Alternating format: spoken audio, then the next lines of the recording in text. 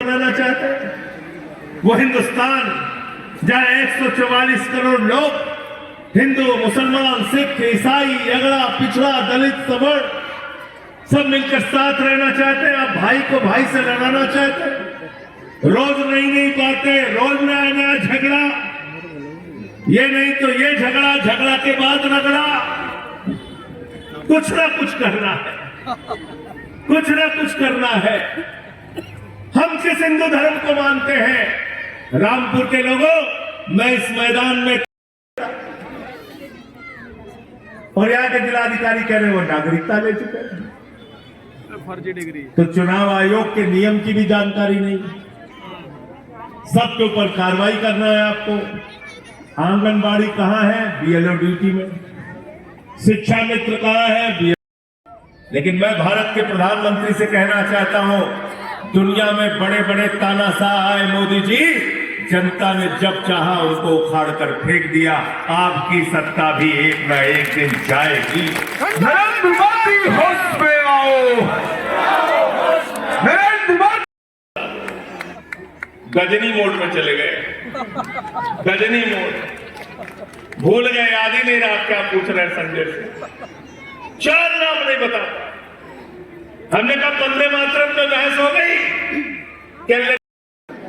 और इस पद यात्रा के दौरान हम रोजगार का भी सवाल उठाएंगे, किसान का भी सवाल उठाएंगे, मजदूर का भी सवाल उठाएंगे और वोट चोरी का भी सवाल उठाएंगे। इसी रामपुर में नूरजहां 80 साल की बुजुर्ग महिला बीमार थी, मैं उनके घर गया था मिलने के लिए। उनके नाम पे एफआईआर दर्ज कर लिया। इतनी हिम्मत आपकी। और जब मैं गया तो पूरा घर एकदम से डरा हुआ था, सहमा हुआ था। मुझसे मिलने के लिए तैयार नहीं हो रहे थे लोग। भगवान के सामने खड़े होकर प्रार्थना करते हैं, धर्म की जय हो, अधर्म का नाश हो, प्राणियों में सद्भावना हो, विश्व का कल्याण हो। यह है हिंदू धर्म। हम पूरे विश्व के कल्याण की कल्पना करते हैं और मोदी जी कहते हैं प्राणियों में दुर्भावना हो, प्राणियों में झगड़ा हो, प्राणियों में लड़ाई हो।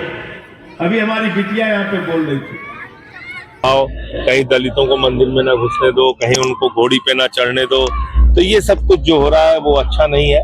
और अभी देखा आपने कि किस तरह से मनरेगा की स्कीम को पूरी तरह से बर्बाद कर दिया इन लोगों ने और उस योजना का नाम भी बदल दिया जो महात्मा गांधी जी के नाम पे थी।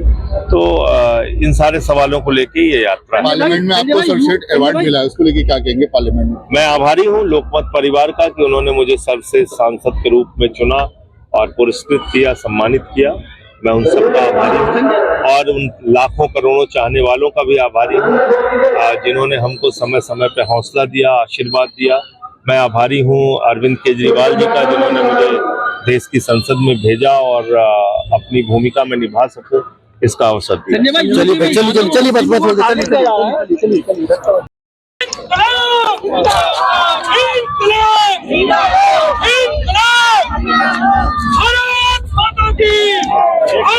माता की